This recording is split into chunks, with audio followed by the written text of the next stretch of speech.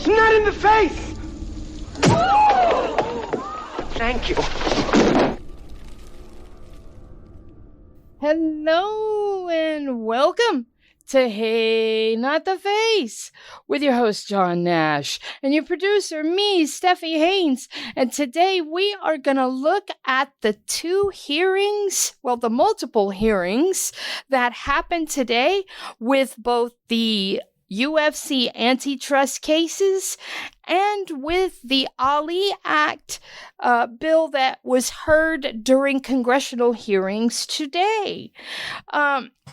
Before we get into that, I would beg, plead, entreat you to please subscribe to us with your money, because we need to keep the lights on and you need access to everything that will be behind the paywall today.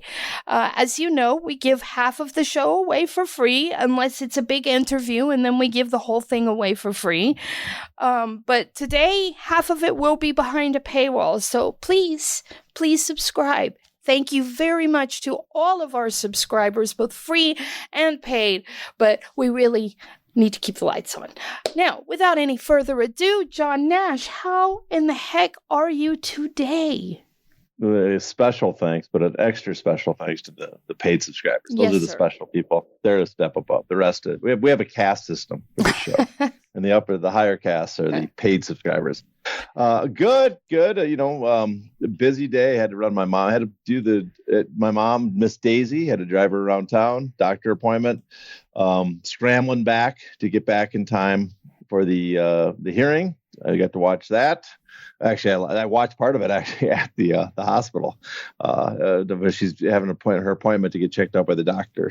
Nothing serious, routine checkup. But I'm sitting there waiting while they're talking to her, looking at my camera, waiting for the hearing to start. Thankfully, it was postponed, so I was not the terrible son ignoring the doctor to go watch a stupid boxing congressional hearing. Now, we had some movement in the antitrust cases as well. Do we have any idea what happened at today's Johnson and Sirkanov's and Davis hearings?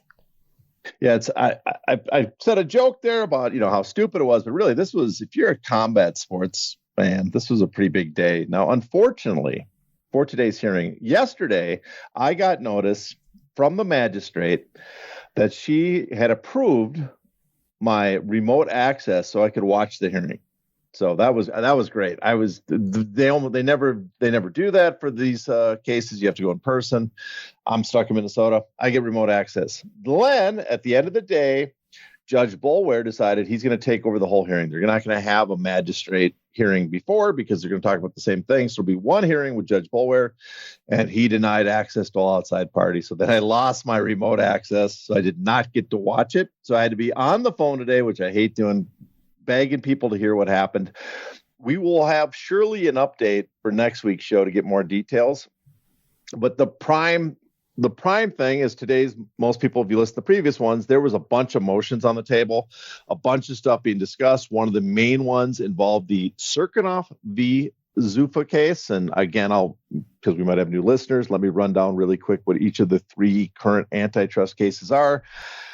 As you know, we've got finished the Lee v. Zuffa that was filed back in 2014, the first class action antitrust case against UFC. Settled for $375 million.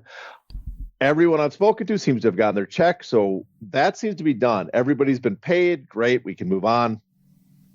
And then following in the footsteps of that, because that case takes from 2010, statute of limitations goes 4 years earlier to 2017, is the Johnson v. Zuffa, named after Cajun Johnson. And the other named plaintiffs in that are Tristan Connolly and C.B. Dalloway. So those are the three fighters that all the other fighters got to be cheering for, because if they want a settlement or a win in payment, those you need these guys to win the case. And that case takes up on July 1st, 2017 through today. And it's basically almost identical to the Lee case. Now, there are these other portions of it, these other parts of the case that are important. One is that started in 2021, fighters started signing what's called an arbitration agreement, a class action waiver that says that you cannot take the UFC to court and you cannot take part in a class action. You have to go to arbitration if you have a problem with contracts. So that eliminates every fighter that signed one of those agreements. They cannot be part of the class action if the Johnson v. Zuffa gets turned into a class action. And so to challenge that is Misha Cirkunov. Again, fighters should be thankful that this guy stepped forward to do it, because if he didn't, you know what? No one would be trying to convert to get those arbitration agreements thrown out so you can be part of this class action. So Cirkunov, who has an arbitration agreement, who has and a class action waiver, has one of those UFC contracts. He filed an almost identical suit to Johnson, and he is challenging those contracts. I will come back to this case in just a second because I'm just going to finish off the third case that was filed, the third antitrust case seeking class action status. Is Davis v. Zuffa, named after Phil Davis. That case seeks to represent all non-UFC fighters, and they're not asking for damages. They are asking for injunctive relief, claiming that the UFC's practices has damaged them because it's made the market very uncompetitive. And we will be talking about that because this case ties directly in what's going on with the Ali Act, because the complaint cites the Ali Act legislative history, and boxing history and previous precedent set in boxing as part of it. So what happens to the Ali Act might be important for this case. But first, let me go back to Cirkunov really quick. And for Cirkunov, the big complaint here is that from the plaintiffs, what they brought to the judge is that the defendants have engaged in spoilage. In other words, they have either lost, destroyed, haven't handed over discovery for the case.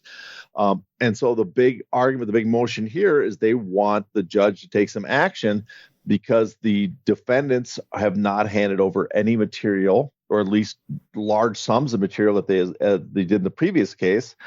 Dana White, as they cited, he uses text messages and Instagram, and yet he's, lost 7.5 years of communications on those devices. Tracy Long, almost a similar amount. And so they are asking the judge to take some action against the UFC, against TKO, or Zuffa, I should say, is the name they're using for the parent company in this complaint. And Judge Boulware, my understanding, talked to people, he was not happy because he had given them several chances, and that he is, he hasn't laid the law down, but he has set requirements in a future date that they have to comply, and we can expect some other things with that, which I'll go in, I guess, later in the show. But that's a good day for plaintiffs for the Cirkunov case, because he seems to have not agreed with the defendant's argument that because Cirkunov signed an arbitration agreement, that this case should not go forward at all, and we do not have to hand over any communications. And I should note that what the plaintiffs want in these communications, what they want in the negotiations, is they want to prove, they want to demonstrate through the text messages, through the Instagram messages, that during negotiations, the fighters basically had no choice. It was a take it or leave it situation because the UFC was abusing their monopsony power. And under Nevada law, there's one way a contract is unenforceable is if one party who has too much power, too much leverage, basically monopsony power, gives you a take it or leave it contract. So they're arguing that under Nevada law, these contracts are void, so Cirkunov should be able to go forward as a plaintiff in this case, representing these contracts and get these contracts thrown out for all fighters because they were unlawfully implemented on fighters, because the UFC abused monopsony power. So that's what they're arguing. Now, the defendants, of course, are arguing that no, because the precedent set by the Supreme Court, these cases should go to Cirkunov has to go to arbitration. We don't have to hand anything over. So that's the big brouhaha on that. The judge seemed to side with the plaintiffs. In fact, I shouldn't say seemed. It sounds like he sided with the plaintiffs. He's going to give the UFC a chance to correct it by, finding the missing material, handing it over. And the Phil Davis case, I haven't heard yet, but one of the big, I don't think it was decided in this hearing, but one of the big hang-ups for that case is, does Phil Davis have standing? And fighters that maybe want a more competitive landscape, that want injunctive relief on the UFC, or also want Phil Davis to threaten the UFC with injunctive relief, so maybe they'll settle with all fighters, including those that sign arbitration agreements, because the threat of injunctive relief will be so high, they definitely don't want to see Davis ruled as not having standing. And if Davis is ruled as not having standing, which is very possible because he was part of the Lee class, and as part of his settlement Lee class, he signed away the right to sue and on future actions. Now the plaintiffs are arguing this is a completely different matter, where the defendants are arguing no, that waiver that he signed for the settlement of Lee applies to this as well. So if the judge rules in the favor of the defendants there, then the fighters that have all the other fighters outside the UFC, as well as those in the UFC that were hoping this could be used as a cudgel to force the UFC to settle with all fighters, they're going to want to see that someone else, better be willing to step over the line, take a step forward over the line and volunteer. And there has not been a large number of fighters, as we've noted, willing to take that gamble, willing to step forward and do this. So there's a lot riding on that. So that's what happened today that we know so far. We will have further details on this on the next show. But what we heard so far today was based on people that are not as versed in the law, which the attorneys or the judge would speak to. I'll call Boulware later tonight. Maybe he will give me a rundown. But the very good day for the plaintiffs. Again, another talking down to the defendants. What excuse me. What can we expect next in the UFC antitrust cases? Well, this is where it gets interesting. One, we're still waiting for the motion on Davis if he has standing, Phil Davis. But the big one is, my understanding, again, it seems like there's been a date set by the judge for the next status hearing. I know there's been another date because they preset them. But at the next status hearing in January, the understanding I got is he wants the UFC to submit all the missing material. Basically, that's the deadline he set. It also sounds very likely that he wants Tracy Long and Dana White to come in and to testify under oath about the lost material. And so that could be fireworks. If that's the case, I will probably be in Vegas. I will not be in Minnesota at the time anyways. I'll be back in LA at that time. At least I hope I will. And if that's taking place, if they're calling Dana White to testify under oath, I will probably be in Vegas that day to cover that. But that's not what the UFC wants. Now we'll find out next January, coming up in January when the next status conference is, has the UFC really lost this material, or have they just misplaced it and decided not to hand it over because they are riding on the fact that they believe the Serkinov case that he has to go to arbitration, that there's no case there. So it will be interesting to see what happens in the next 30 days or so. Now, today, there was the In Their Corner hearing in the House of Representatives, and I want to ask your overall impression. But before we do that, excuse me, I want to go off book for a second, and I want to ask you a question on my own. It struck me that we have talked on numerous shows about this Davis case and how the Ali Act impacts it because they cite it. Could a main reason that TKO is pushing so hard for this Revival Act be because, the Davis case? Well, I would say no, as a simple answer. And I want to expand on that because I think there's some truth that that's not their primary reason. Now, a secondary or maybe even a tertiary reason would be the Davis case. It's an additional motivation to get it passed. But let me go through that really quick. I'm positive the Davis case has very little to do with, at least originally, because the UFC, or I should say TKO, Ari Emanuel, Mark Shapiro, we're all talking about this bill was in the works before they even knew the Davis case was going to be filed. My understanding at the hearing, in fact, I think I was at that hearing, the UFC officials, they looked somewhat surprised by the filing of the Davis case. They were caught off guard by that. They weren't expecting it. So I don't think they were working on the Ali Act for that case at all. But a secondary benefit of the Ali Act. If they get this Muhammad Ali American Boxing Act, American Boxing Revival Act passed, or as Nick Khan calls it, the Ali Expansion Act. Is that what he's calling it? Or yeah, Expansion Act, which is, wait, is that the name? That's the name that Rob Macy's was the Expansion Act. I think he might be using the same name in interviews. I'll have to double check that. But his version of the bill, the version that's going to basically gut the Ali Act, a side benefit to that is that there's this Phil Davis case, as we mentioned, and the Phil Davis case is based on the fact that the UFC is engaging in anti-competitive practices that hurt other promotions, boxers outside the UFC. And they, as evidence, they cite a lot of the legislative history of the Ali Act and the Ali Act itself, and the International Boxing Club of New York case. That was one of the motivations for the Ali Act. And basically they argue that here are practices that were demonstrated in boxing that cause monopoly. Here are practices that have been regulated and banned in boxing because they know to cause monopoly, and yet the UFC is engaging them. That is evidence that these practices can be a violation, it can be restraints of trade.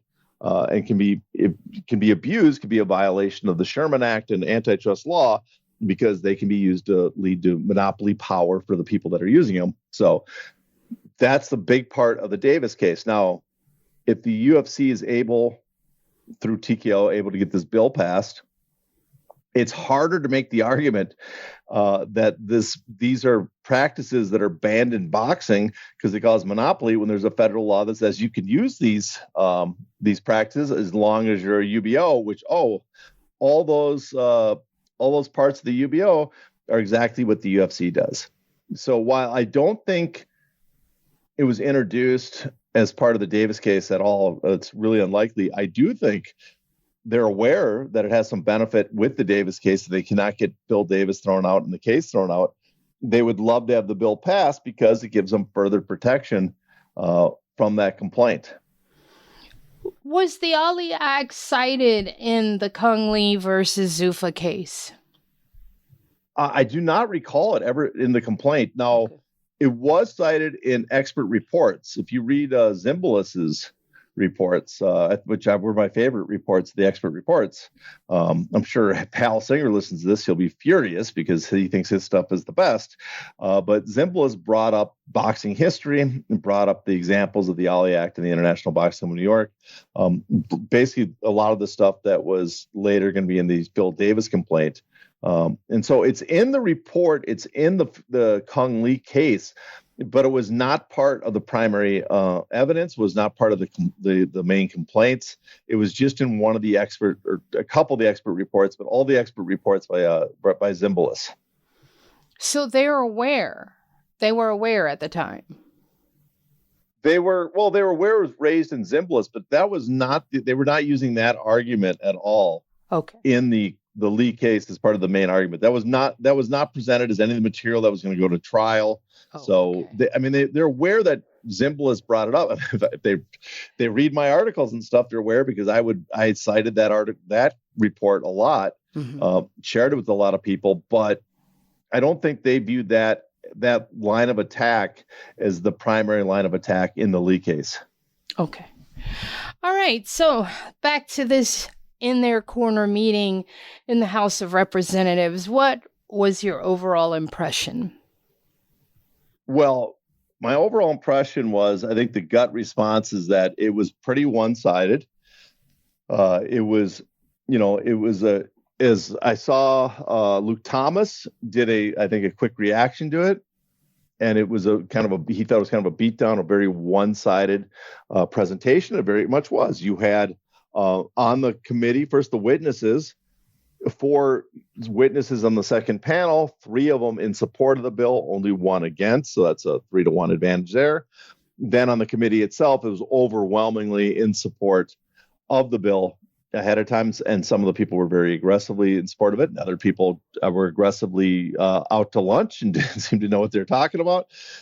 But my overall opinion was that definitely the bill was, well, I want to put a caveat. I don't think it's 100% a done deal, but it was very much came in as well planned, well organized to get this bill through committee into the vote and pass the law as quick as possible.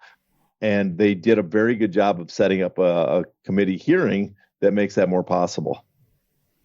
What was your opinion of witness testimony? And we'll start with Lonnie Ali. How did she do? Well, she was excellent, actually, for her purpose is that she's there to, bring the allure of Muhammad Ali. She spoke on his behalf, talked about his career, talked about the interests. She focused on the health, the safety of the boxers, the increase in the minimum purse, highlighted all the stuff that's going to help the basic boxer, and it sounded great. I mean, so as an effective spokesperson, walking in with the cloak with Muhammad Ali, speaking on his behalf, although she did note, I give her credit that she specifically said, I cannot speak for what Muhammad Ali would say, but this is, based on my living with him, knowing him, this is what I think he would support. And she also brought in the Muhammad Ali Foundation, some of the charitable work they're doing, and also brought just an experience of, witnessing Ali's rise, although it was kind of creepy for her to talk about how she met Ali when she was 6. Seems a little weird to bring that up. But she brought up, how she wants people to have the opportunity, like Ali did, that you have a sport that's growing and can give opportunities to these people, working class people and such, that want to rise and be international stars. So she hit all the right points. So, did I agree with her? Well, not on everything, but also, it's hard to argue with stuff like fighters need more health and safety protections, things like that. So just on the fact that she focused on that, and she came in with the Ali name, she was probably a very effective witness for those that support the bill. Did they start with her? They started, yeah. She was the first to speak, actually. Smart stuff. Yeah. They laid that out for her and she piped in a couple times to support other people. Again, very effective. What about Andy Foster? Was there anything he said that was noteworthy? Well, Foster, again, he was a very effective speaker. And I'll note a couple things. One, I think he's gotten better with his argument. He's refined it with every interview he's done, with every meeting. He was on Hawani's show back in the summer. It did not go particularly well. There people saw a lot of holes in it. Came back, did another Hawani. Well, first then they had the first California Athletic Commission meeting. That didn't go particularly well. Came back, I think, for another Hawani interview. That went much better. He sharpened the argument. And then finally, they had the other Athletic Commission meeting where it got passed. And I thought he was, again, more effective. Here, he's really polished his the message he has. He's got it down to more of a science. I think his audience, because they're not as experienced in combat sports, because they don't really know anything about it, that he can say bullet points. And there's not much you can pick it apart. He's very passionate in support of the athletes, and that helps as well. A few things he said that caught my eye didn't quite even, don't add up.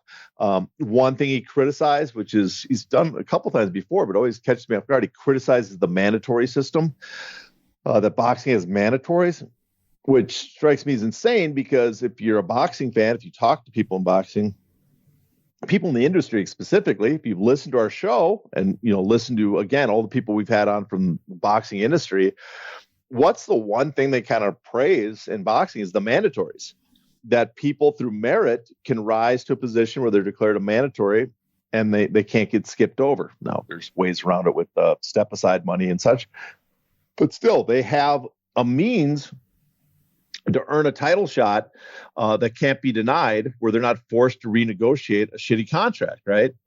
Unlike in MMA, where the promoter owns the title. And yet he brought this up as a criticism for boxing, and that caught me off guard, but he also did it in an effective way.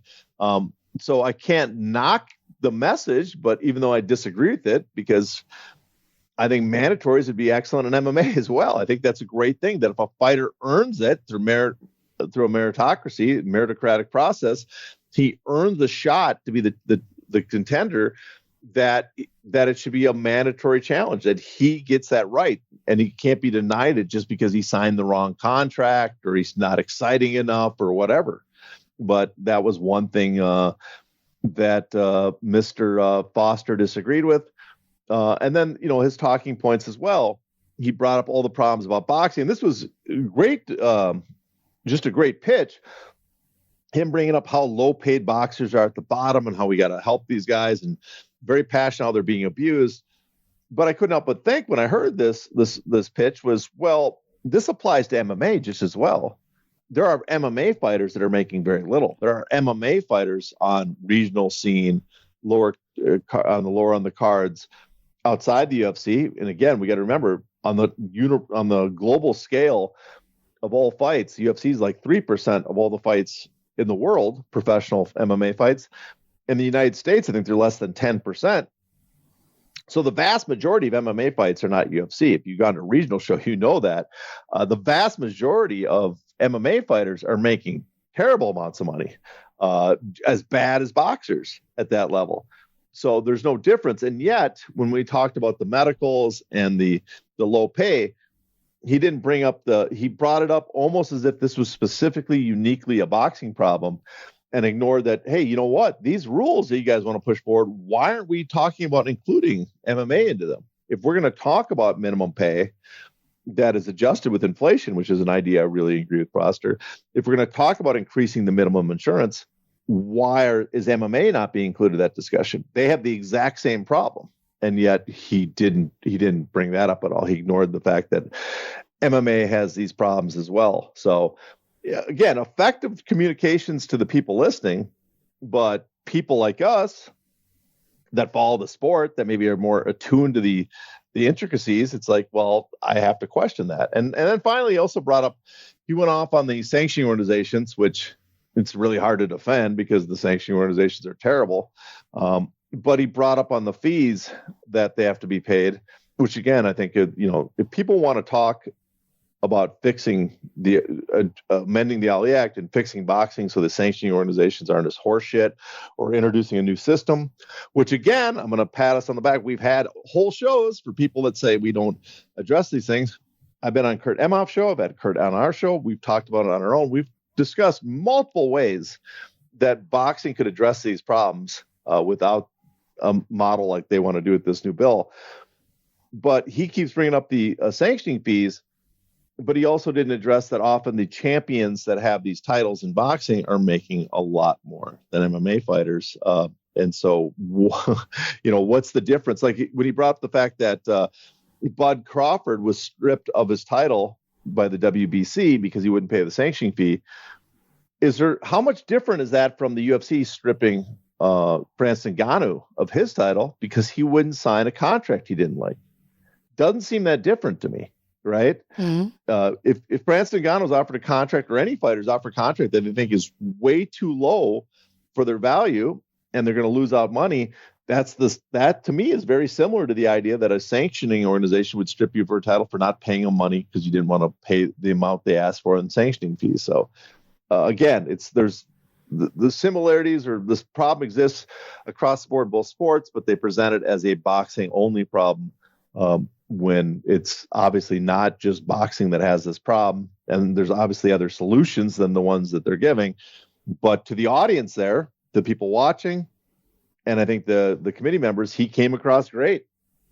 What about UFC COO Lawrence Epstein? Was he saying anything that struck you? Oh, I loved his presentation because Lawrence is really good, really good. And I remember Boxing Insider was on Kurt Emhoff recently, and he had a comment that struck a chord with me because it's something we say similar things, where everybody's focused on Dana White as the promoter for Zuffa Boxing. And you can see all these promoters like Eddie Hearn and Oscar De La Hoya and all these people in boxing are looking at like, oh, Dana's a goof. He doesn't know boxing. He doesn't know how to promote. Well, he's not a threat. And you're like, well, Dana is the spokesperson. He can be a goof. He's not the guy you actually have to be concerned about.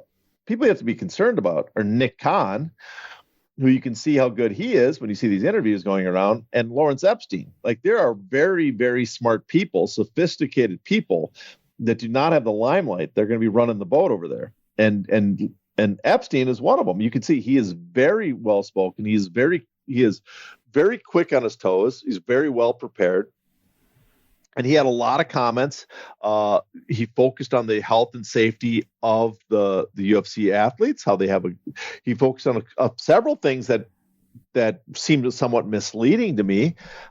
He brought up the drug testing regime that the UFC does, how it's the gold standard. Never mind that the one that he addressed when it was called the gold standards, when they were using USADA, which they got rid of. Now they have an in-house testing. It seems like he conflated the two intentionally, the two periods of the UFC drug testing. But he brought that up to make it sound like the UFC has this amazing drug testing policy. He did it also in a way, I think, that made it sound like that it would be applied much broader than it would in boxing, because again, only the UBOs would be doing something like that. He brought up the insurance for fighters that the UFC offers, and it again made it sound like this would apply to a wider width of fighters, a wider breadth of them in the sport of boxing. If the UBO was this Ali Act Revival Act was passed, would only be applied to the UBO boxers. And how many UBOs will there be? And so he was very good at that. The one comment he got that really caught my attention, and again was one of those, the audacity. He boasted about the UFC's pay structure and how they would bring the boxing, and how that if they brought that to Zuffa boxing, that would address a lot of the problems, because top boxers make all the money. And with the UFC model, how we do it, they spread it around, basically the Dana White talking point, but pitched better by Lawrence Epstein. And I thought, you are saying that now, why across the country at this exact moment they're prepping to go into a hearing for an antitrust case, because you have been paying your fighters 15 to 20%, which they claim as monopolistic exploitation, an amount that per year is equal, matched, or greater, surpassed by a small select group of top boxers every year. And yet you are going to raise that to the members of the committee as if that is an enviable pay structure that should be brought to boxing. I thought that was masterful by him, I have to admit. As silly as it is, that was masterfully pitched. And I couldn't help but think, I bet you almost everybody in the committee, except for one member of the House of Representatives that was there, ate that up. And so that's why I thought it was incredibly effective. And he was very good at what he was there to do. And so, I have to sit there and somewhat marvel at his ability to say stuff like that. Pat English was the lone person opposing the bill. How did he do? Well, I'm sad to say, because I love Pat English. He was on our show. I thought he was very good on our show, but he was not very effective. He did not. His problem, manifold. One is, he's just a slower speaker. He's more meandering his speaking style, I should say. And you're given only 5 minutes to make your original statement. And he's getting older, so he lost his train of thought, I think, at one point. But it's, so was he wasn't as clear in his communication to them. He wasn't as rapid fire bullet points. I think he was trying to he was trying to present an actual argument and trying to address it. And there's just not the time to do that. And so, I'm not saying he was terrible or anything, but I'm saying as compared to the other three, who each, I am sure, were very prepped by their team. Very, very prepped, and each told to cover a certain specific aspect that they wanted to pitch to the members of Congress. They got it and got their points across. Pat started out strong when he addressed that, how he's the lone person, how that he was part of the original bill, and that this bill is designed for one entity. But after that, it was his points either kind of it took him too long to get the point, or it was not concise enough. And the other problem was there was Randy Fine, that fucking asshole from Florida out there.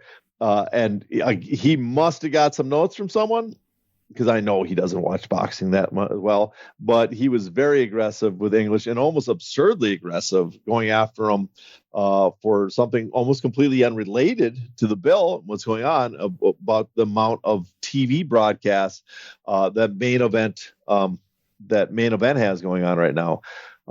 And what's absurd to me, it's like, well, Main Event is one of many boxing promotions. If we were going to pick a promotion and say, oh, because a promoter no longer is doing,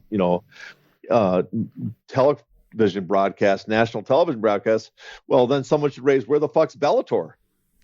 Where the hell where's the Invicta national TV deal? Where's Combate's big TV deal? Where all these other promotions? I mean, One Championship maybe's on Amazon still. I don't even know anymore. So the broadcast deals in MMA have dwindled as much or more in many ways than boxing. The one exception is the UFC. Their deals just keep getting bigger and bigger. So, Pat, I felt bad from there because I don't think anybody could have been ready for that, because that was just out of left field and dumb as fuck to ask those questions. But that's why you have people like Randy Fine there, I think. What did you think about the committee members and their questions? Well, besides the dumb as fuck Randy Fine, as I said, most of them were very disappointing. You're old enough to remember, like me, remember Saturday Night Live? Mm-hmm. You remember when they'd have the fake Senate hearings, and there would be Phil Hartman and Chris Farley and Dana Carvey, and they would be doing it, and they're just like the dumbest members of the country representing us in the Senate. Really had flashbacks to that during much of this. I mean, talking about their wrestling backgrounds, and man, didn't they used to box and wrestle in the Army? Just going off on bizarre tangents that didn't make sense. Almost across the board, disappointing. A few people came in with pretty well thought out written statements, obviously in support of the bill, again, prepped by the lobbyists and their staff. The one person, which really wasn't surprising. This is something we discussed a while back, that the one person on the committee that might cause the UFC problems is Ilhan Omar, because she is a legitimate boxing fan. And she's the one person that seemed prepared to ask questions. She brought up the antitrust case. She brought up that there's current suits against the UFC. Lawrence Epstein, or UFC, and Lawrence Epstein did a very good judo toss to get around it. But still, she brought that up, and she was the only person I thought there that was maybe not adequately prepared, but even just adequately informed about combat sports, that she could actually discuss it. So she's the one person I was impressed with. The rest, I wouldn't say they all were bad. Some of the people, again, had prepared statements and made some arguments that, like, okay, I could see where you're coming from since you're in support of the bill. But some of them, I mean, oh my God, it's kind of scary who gets in Congress. The House of Representatives, especially. Oh, I heard Ilhan asked Lawrence Epstein what percentage he would allot to boxers, and he didn't have an answer for her. Yeah, well, I mean, he did a very good job saying, obviously, I can't make that commitment because we're a starting enterprise. Which is fine, but it's at the same time, it's like basically there's no commitment. We know what their plans are going forward, what their intent is. So he did a good job of getting around it, but it's nice to have her on the record saying that. But it's also funny because she's making these comments that are obviously accurate, but all you can see on Twitter are the people that hate her because of her background. I mean, you don't have to like her politics, but it's one thing to dislike his politics. It's another thing that because she's a Somali background and because she's a leftist, it's like, I am going to ignore what she says and then call for her deportation. Never mind that she's a U.S. citizen. So it's good to see that racism and bigotry overtakes actual listening to what the person has to say. How would you grade them? Each speaker or... How would you grade? Like, let me give you some names, and you give me a letter grade, okay? Lonnie Ali. I thought, I'd say for what her intent purpose was there. I don't think she was spectacular herself, but for why she was there, it was like an A-. She was very good for what they brought her in to say, which is to bring in, make very well spoken, clear about what she supports in the bill, how it helps boxers at the low end across the board, health and safety, and then bringing in that, I'm Muhammad Ali's wife, so I imply that he would support this. So very effective, A-. Andy Foster. Oh, A minus again, much better than he was in the past. Not perfect, but there was no one really to push back on him, but still very effective. I'm not giving him high grades because I think these people are accurate. I'm saying as their effectiveness to push the message. Lawrence Epstein. Oh, God, he might be an A because some of the nonsense he said, but seemed so confident as it was pretty amazing. Pat English. Oh, not nearly as high. Not terrible. I would give him probably he just looks bad, in the situation he was, but probably like a B minus, it's an adequate, good performance. But, again, he was in a tough situation. He had no support. He was getting confronted by some members of Congress for absurd reasons, but just not the best performance. I would have, in hindsight, now this is hindsight's 2020. I think the best person, and this might sound absurd to some people, the best person they could have had to speak there is someone like Luke Thomas. Yeah. Because you have to make, Luke speaks frickin' very fast, covers a lot of points. He's clear. I mean, he uses a lot of big words, but they might like that.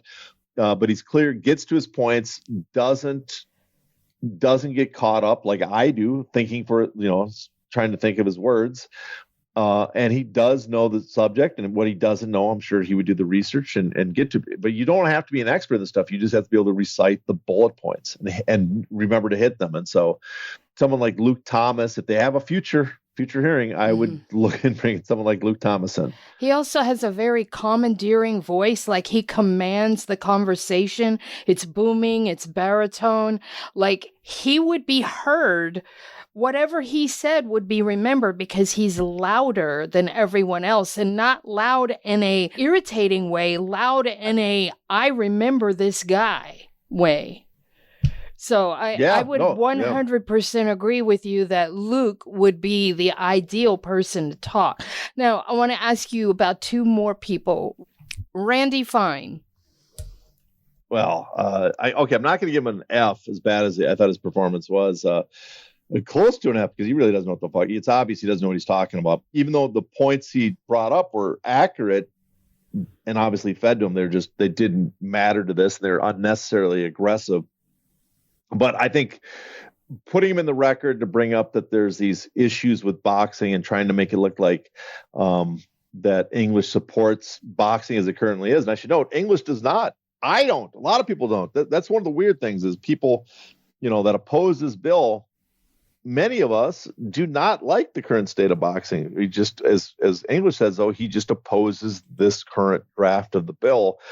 But Fine went after him to make it sound like he's a big fan of the current state of boxing, that, he loves the way it works. I will give him slightly above a failure, an F, a D, because I think they wanted to get those points in the record, and that he succeeded. So I cannot give him an F. And finally, Ilhan Omar. I'd have to give her an A. I mean, she was, she's the only one that seemed very knowledgeable, understood the sport. She mispronounced Bob Arum's name at one point, but I think she was reading something off. She also has an accent, as you know. So, but she understands it more than anyone else. Of all the members of Congress, she seemed the most informed, the most interested in the subject. So I put her up there with Epstein, but it's her and English together on one side that seemed to have some questions about the bill. And again, neither of them really came out and said they oppose the bill completely. So you have to weigh that. They have questions about the bill. And on the other side, you had 3 witnesses strongly in support, as well as several members of the House of Representatives on the committee, at least 4 or 5 that spoke in support of the bill. So it was an overwhelming one-sided discussion overall. If you were to grade TKO's campaign as a whole to get this thing passed based off of today, what grade would you give TKO? Well, I would. That's close to an A minus. This is kind of masterful. It's overwhelming. And again, Luke Thomas on a show he talked about, they have an army of lobbyists. Like he's never seen that many lobbyists. And Luke's worked in DC, for before he got into combat sports, but he said he'd never seen anything like it on his podcast. So right there, it tells you they're spending a lot of resources. I thought they faltered more in the beginning and the rollout. But as soon as and this again, an observation I'm going to make is, you notice I think their messaging has been stronger when they moved Dana White away from being on the forefront of this pitch and put Nick Khan. To access the bonus content of this episode, you must be a paid subscriber. To do that, go to heynottheface.substack.com and subscribe today.